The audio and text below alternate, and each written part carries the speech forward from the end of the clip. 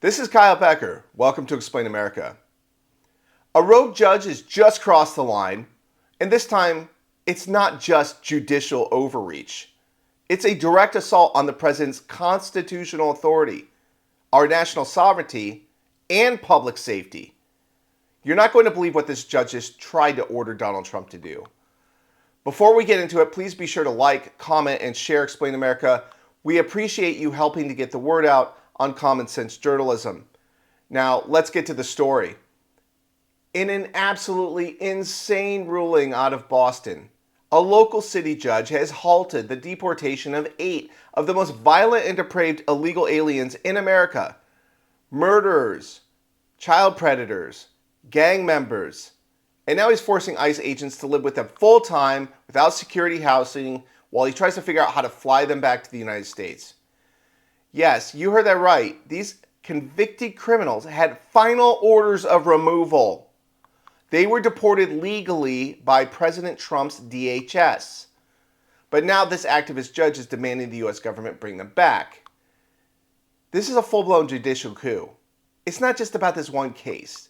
It's about unelected judges trying to nullify an entire election by stopping Trump from doing the one thing he was elected to do: protect the American people. So let's look at the criminals this judge is protecting. Murderers from Cuba, Laos, Vietnam, and Mexico.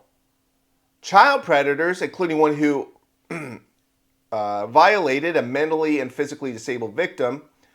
Gang members, armed robbers, and repeat violent offenders. These aren't nonviolent migrants or asylum seekers. They are the worst of the worst, foreign criminals. And yet this judge would rather risk American lives than let Trump enforce the law. Why? 2 reasons. First, it's about power. If mass deportations succeed, blue states lose their base and they lose the possibility of illegal alien amnesty for approximately 20 million illegal aliens. That includes all the federal funding that comes with it, the representation in Congress, the ability to have a one-state party rule like we see in California. That's why Democrats are fighting to keep even violent criminals on U.S. soil. They want to slow things down, gum up the works, prevent the deportations, which Trump has set as a target approximately 1 million a year once things get smoothed out. But the Democrats have been able to succeed so far with this judicial interference. And Chief Justice John Roberts, in the main, has been slow rolling the Supreme Court's pushback against these lower court judges and their abuse of nationwide injunctions. Second, it's about control. The long-term plan has always been to weaken the nation state, destroy our borders, shift power away from the people and towards a permanent ruling class.